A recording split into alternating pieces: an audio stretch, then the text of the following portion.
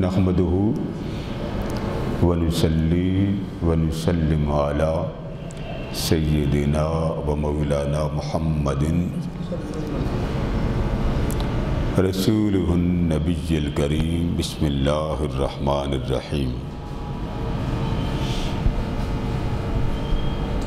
اللہم صلی وسلم علی سیدنا و مولانا محمد وعلی آلہ وصحبہ وبارک وسلم۔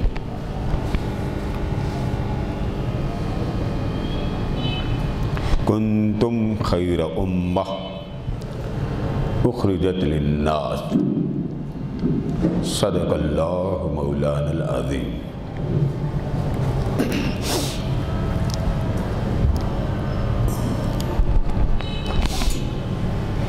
محترم حضرات گرامی، اللہ رب العزت کی توفیق سے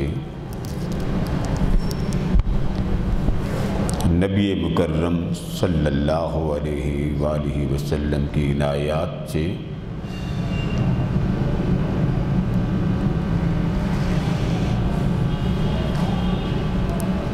آج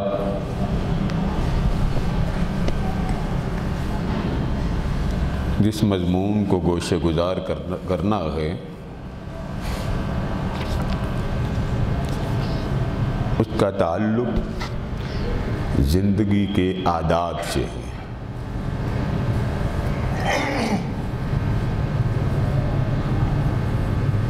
ارشاد فرمایا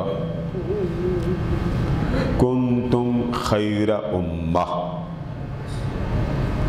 تمہیں بہترین امت بنایا۔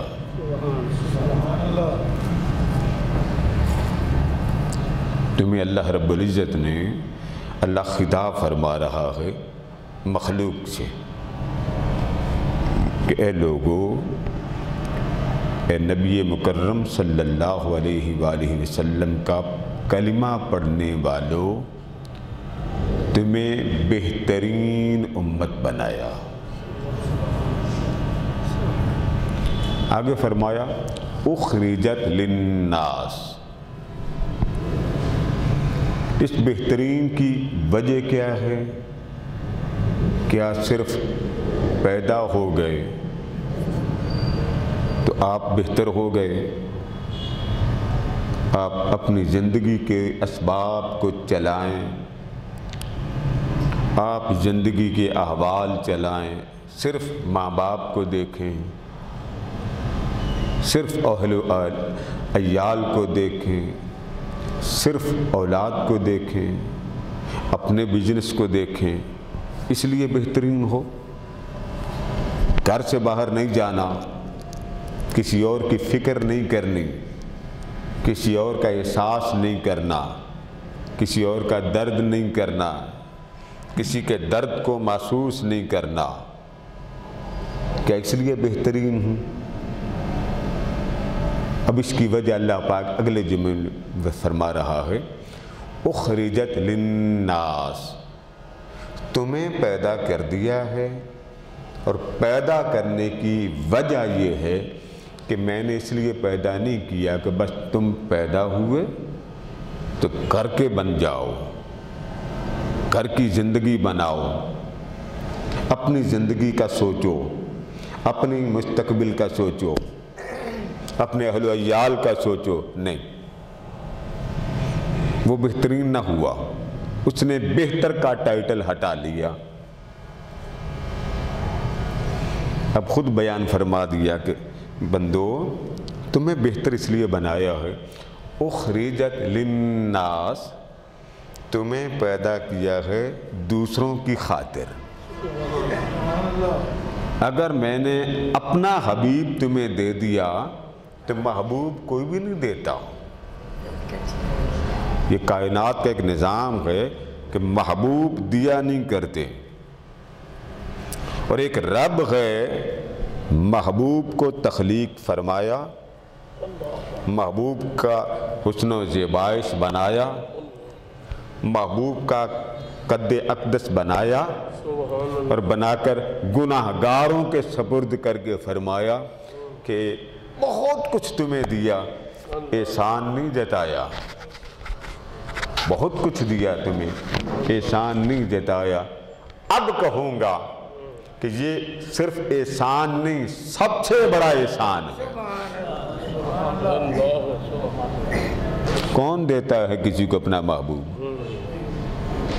محبوب بھی دے دیا۔ اور جس مقدس مہینے میں اللہ پاک نے کلام نازل کیا، اپنے حبیب کے ساتھ گفتگو کرنی، احکام، جو عوارضات، جو چیزیں نازل فرمانی تھی جس سے انسان کی حیات کی ضرورت پوری ہو، وہ اس مہینے میں دیا جس مہینے جیسا مہینہ بھی نہیں ہے۔ اللہ اکبر۔ اتارا اس رات جس رات جیسی رات ہی کوئی نہیں، اتارا ان فرشتوں کے ذریعے کہ جن فرشتوں سے بہتر اس کی بارگاہ میں کوئی فرشتہ نہیں ہے،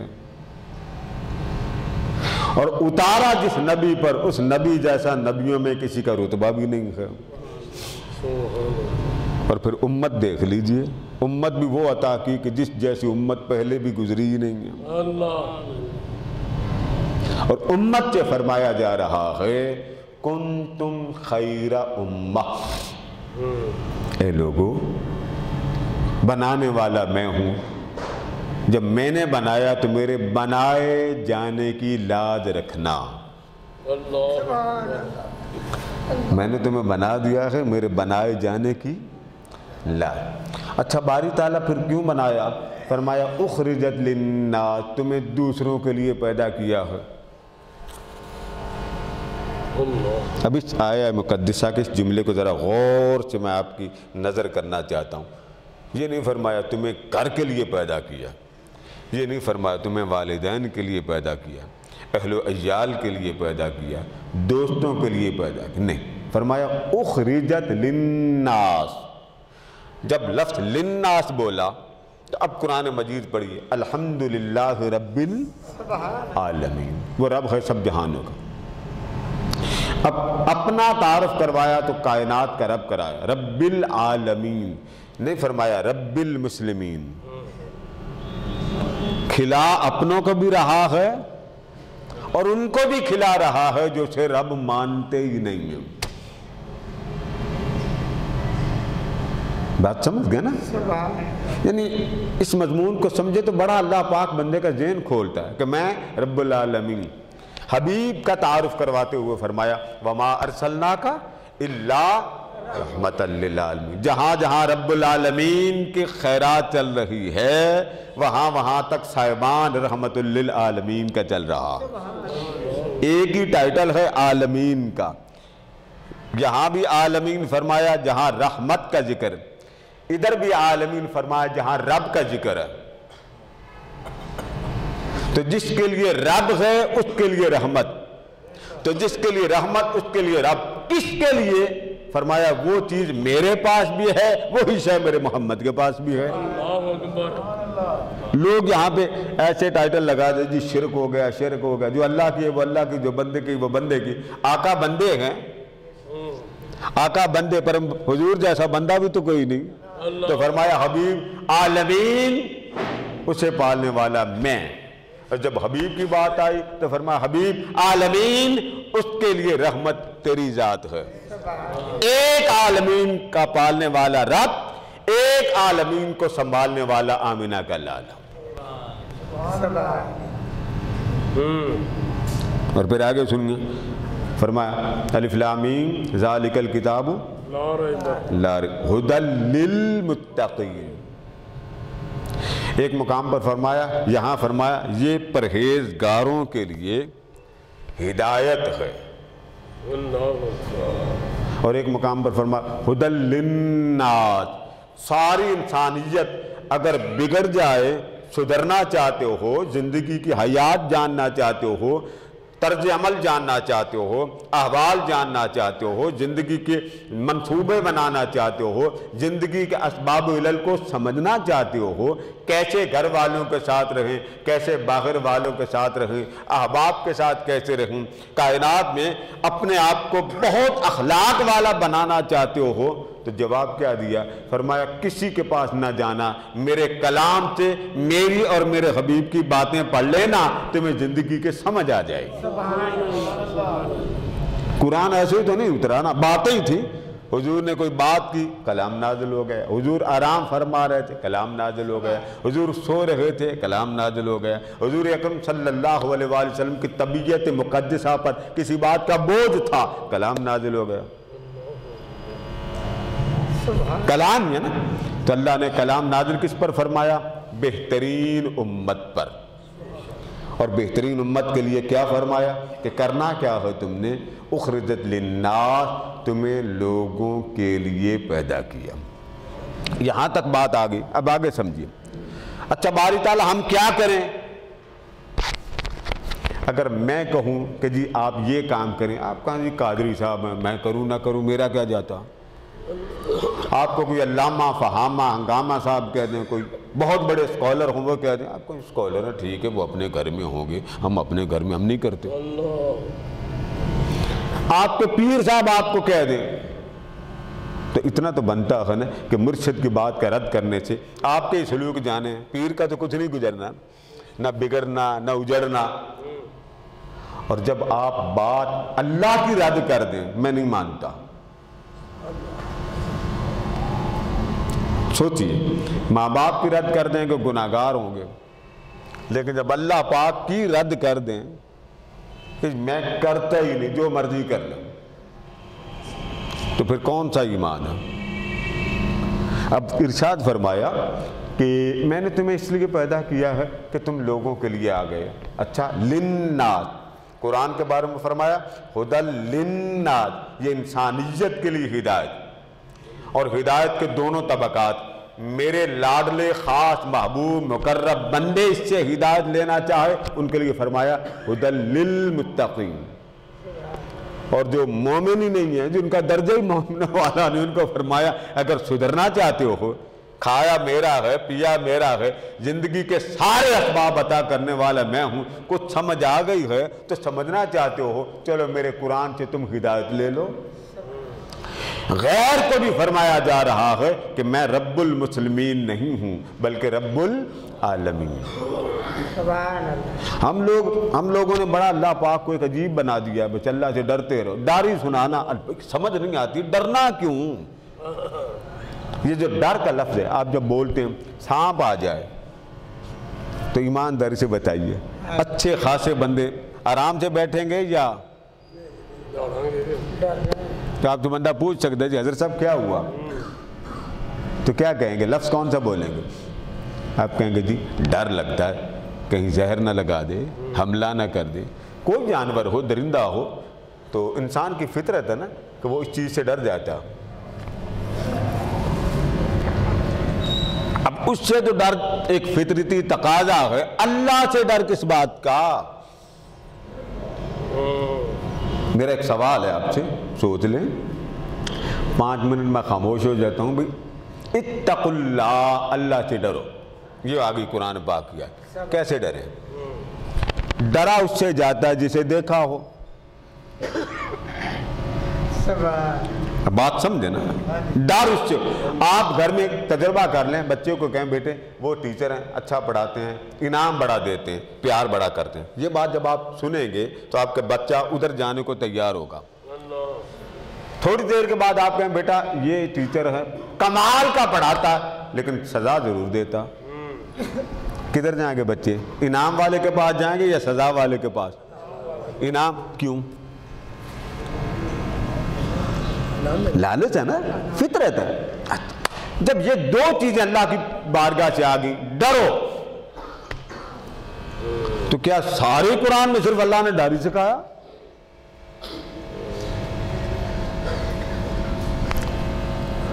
وہ رب موسیٰ علیہ السلام اپنی اہلیہ کے ساتھ چلے، رات کا وقت تھا، وہ پریگننٹ تھی، چلتے چلتے حضرت موسیٰ علیہ السلام محسوس کیا سردی بہت ہے، تو آپ کو دور سے آگ نظر آئی، تو آپ نے فرمایا ٹھہرو، میں دیکھتا ہوں وہاں کوئی چنگاری لے آؤں، خبر لے آؤں، آپ چل پڑے۔ قرآن مجید میں آتا ہے کہ جب آپ چلتے تھے تو آگ آگے آگے جاتی تھی، آگے آگے جاتی تھی۔ تو موسیٰ علیہ السلام نے فرمایا انی آنست نارا۔ اب عام ترجمہ یہ ہے کہ میں نے آگ دیکھی ہے، عام ترجمہ یہ، اور عام ہی کیا جاتا۔ آپ چل پڑے۔ تفسیر میں آتا ہے کہ جب آپ چلتے تھے تو آگ بھی چلتی تھی، ٹھہرتے تھے تو آگ بھی ٹھہرتی تھی۔ موسیٰ علیہ السلام اب یہ اس تصور کو سامنے رکھیں، اتق اللہ اتق اللہ اتق اللہ سے ڈرو اللہ، یہ کیا؟ موسیٰ علیہ السلام چلتے چلتے بالآخر آگ کے قریب پہنچ گئے۔ دیکھا آگ نہیں تھی، چاروں طرف ایک اس کی محبتوں کا نور تھا، جدھر دیکھتے تھے نور ہی نور۔ خاموش کھڑے ہو گئے، یک لک وہ سارا نور جگمگایا، روشن ہوا، ماحول منور ہوا۔ تو اللہ پاک نے فرمایا یا موسیٰ انی انا اللہ رب العالمین، اے موسیٰ میں ہی سارے جہان کا پالنے والا ہوں۔ یہ پہلی بار اللہ سے کلام ہو رہا۔ جب اللہ کی میٹھی میٹھی بات سنی تو آپ کو معلوم ہے نا کہ جس سے محبت ہوتی ہے، ایک دفعہ فرسٹ ٹائم میٹنگ جب ہوتی تھوڑا سا گھبرا جاتا ہے۔ اب اللہ کو خبر تھی کہ موسیٰ علیہ السلام گھبرا گئے ہیں، تو اللہ نے چاہا موسیٰ سے منہ سے کلام نکلوائیں، بات کرائیں۔ تو حضرت موسیٰ علیہ السلام کے ہاتھ میں سٹک تھی، ڈنڈا تھا۔ اللہ نے فرمایا وَمَا تِلْكَ بِيَمِينِكَ يَا موسیٰ، بولتے تو تھے نہیں، خاموش ہو گئے۔ رب العالمین نے فرمایا موسیٰ یہ آپ کی دائیں ہتھیلی میں کیا ہے؟ بولیے اللہ کو پتا تھا کہ نہیں؟ پتا تھا جی، پتا تھا۔ تو چھیڑا کیوں؟ عاشقوں سے ایسے ہی چھیڑا جاتا نا، ہونٹ ہلائیں۔ تو موسیٰ علیہ السلام ایک صرف سوال کیا، اے موسیٰ آپ کے دائیں ہاتھ میں کیا ہے؟ پہلے بولتے نہیں تھے، اب خاموش نہیں ہوتے۔ قال ہی عصای اتوکأ بها واحش بها علی غنمی ولی فیہا مآرب اخری۔ سوال ایک کیا اللہ پاک نے، جواب چار دیے۔ اتنا بتا ڈنڈا ہے باری تعالیٰ، بات ختم نہیں، کیوں چار جواب دیے؟ اسے معلوم ہے پوچھنے والے کے بول ہی ایسے ہیں کہ سنے تو بندہ سنتا ہی چلا جاتا۔ جہاں سے کائنات کو حسن کی خیرات ملے اس کے بول کا عالم کیا ہوتا ہوگا۔ اسی بول والے کی طرف اولیاء عرفاء صلحاء عشاق پردہ بس ہٹا دیتے ہیں، اس مرید کو آگے کر دیتے ہیں، پیچھے ہو جاتے ہیں، کہتے ہم نے تو چکھ لیا، اب تو بھی دیکھ کے چکھ لے۔ جب جواب دیے تو جب موسیٰ بولے تو مولا نہیں بولا، محبت کی بات ہو رہی تھی نا۔ جب باتیں ہونے لگی تو موسیٰ علیہ السلام نے کہا باری تعالیٰ یہ میرا ڈنڈا ہے، میں اس سے پتے جھاڑتا ہوں، بکریوں کو ہنکاتا ہوں، اسی سے میں ٹیک لگا لیتا ہوں، اسی سے میں پتے بھی جھاڑتا ہوں، اور بھی میں اس ڈنڈے سے بڑے کام لیتا ہوں۔ اتنا ہی پوچھا تھا نا کہ موسیٰ آپ کے دائیں ہاتھ میں کیا ہے؟ اور موسیٰ کو پتا تھا کہ یہ لذت والی کیفیت ہر بار تو نہیں ملنی نا، آج اللہ نے بلا لیا۔ اب مجھے صرف اتنی بات بتائیں، کیا اللہ نے ڈرایا موسیٰ علیہ السلام کو؟ نہیں جی نہیں۔ وہ اللہ جو پیغمبر سے بھی بات کرے تو پیغمبر سے کیا کہے، اے موسیٰ میں ہی تیرا پالنے والا ہوں، وہاں تو کلام میٹھا کرے۔ وہ الگ بات ہے کہ ایک بار موسیٰ علیہ السلام جلدی میں چلے گئے تو اللہ پاک نے جاتے ہی پوچھا موسیٰ کیسے آئے ہو؟ یا اللہ دل چاہ رہا تھا میں تیرے ساتھ کلام کروں، تیری باتوں کا مزہ لوں، تیرا کیف لوں۔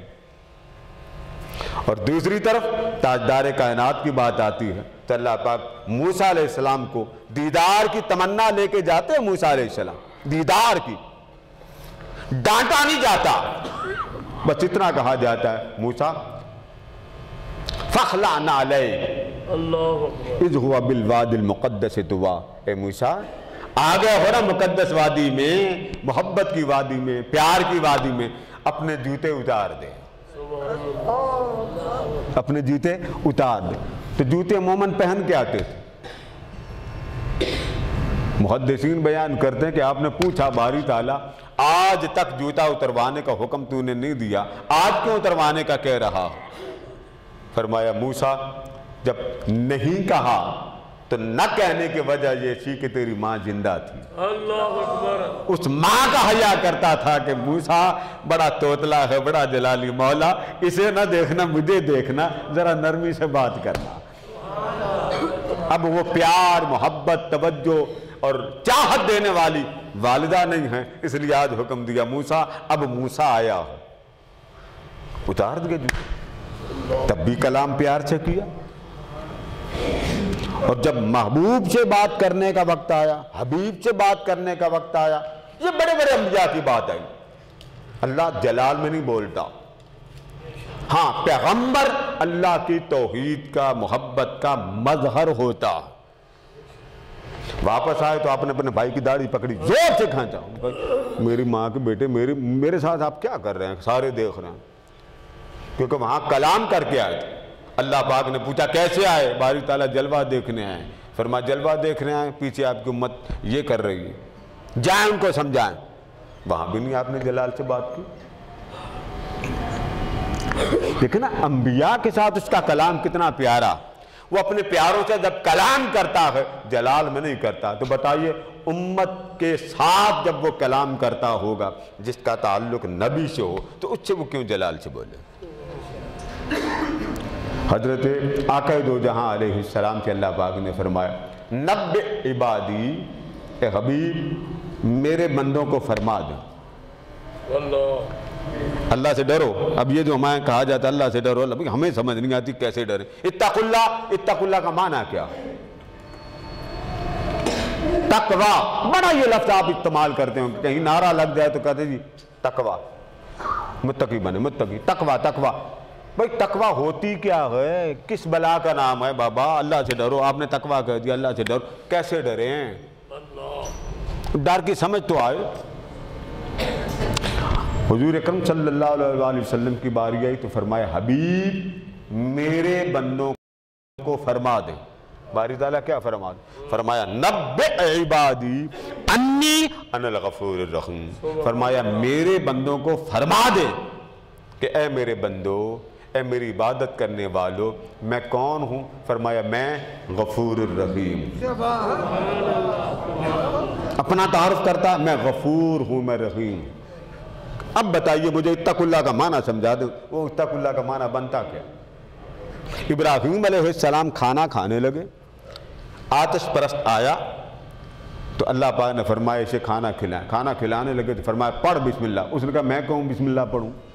میں مانتا ہی نہیں، مجھے کیا پڑھوں، میں پڑھوں نہیں مانتا میں۔ آگ جل رہی تھی سامنے، اس نے آگ کو سجدہ کیا، چل پڑا۔ اس نے کہا نہیں کھلاتے تو نہ کھلائیں، میں کھاتا ہی نہیں۔ ابراہیم علیہ السلام کو اللہ پاک نے فرمایا جائیے اس کو پکڑ کے لائیں، اسے کھانا کھلائیں۔ وہ بسم اللہ پڑھے نہ پڑھے، تیرے بارگاہ سے کوئی تیرے مانگنے والا، ماننے والا، بھلے تجھے نہ مانے، مجھے مانے یا نہ مانے، بھوکا نہیں جانا چاہیے، بھوکا نہیں جانا چاہیے۔ اسے منا کے لائے، اس نے کہا جی مجھے کیوں مناتے ہیں؟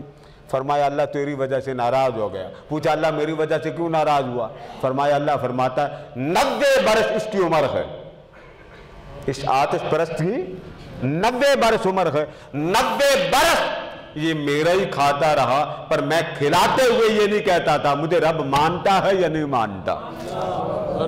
تو ایک بار اگر اس نے مجھے نہیں مانا تو تیرا کیا جاتا ہے؟ اس کا تو پیٹ خالی ہو گیا نا، مجھے اچھا نہیں لگے گا۔ پیغمبر کا مرکز ہو اور آنے والا خالی جائے نہیں، اسے بلائیں۔ آپ نے اسے بلایا، فرمایا بسم اللہ پڑھ یا نہ پڑھ، کھانا کھا۔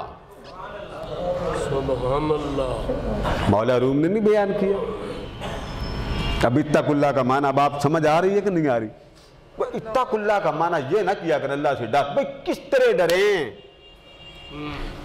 ہے کوئی یہاں جتنے بیٹھے ہیں آپ نے اللہ کو دیکھا؟ اونچا بولیے جی، تو جو شے ہی نہیں دیکھی تو ڈرنا کیسے؟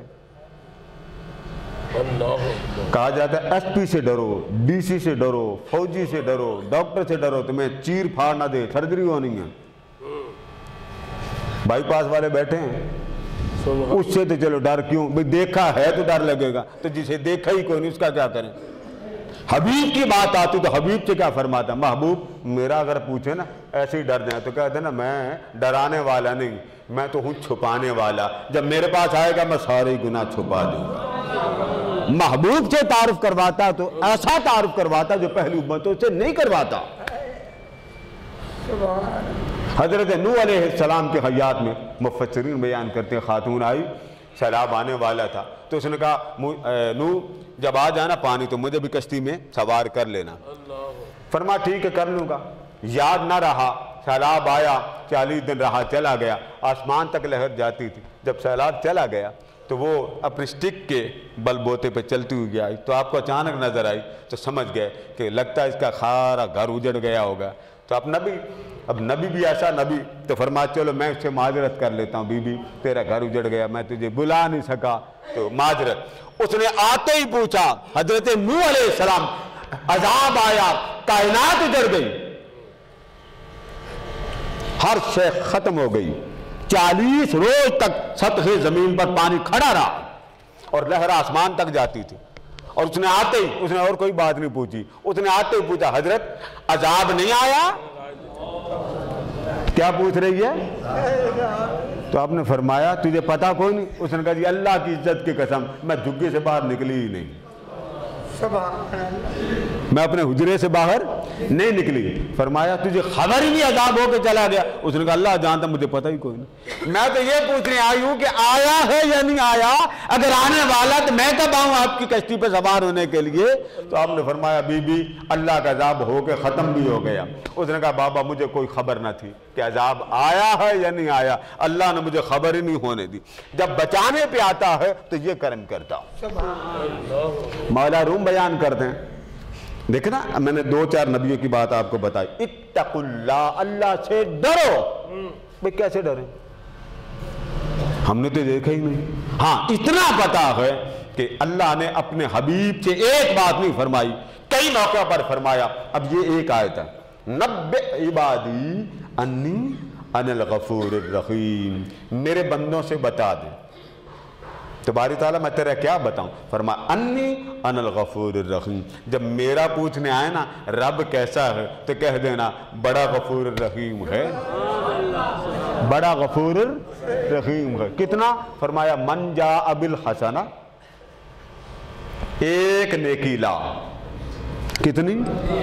ایک نے۔ اس پر بڑی علماء نے، علماء نے، صلحاء نے، فقراء نے، عرفاء نے بحثیں کی کہ وہ بخشنے پہ آ جائے تو ایک نیکی کے صدقے ساری زندگی صاف۔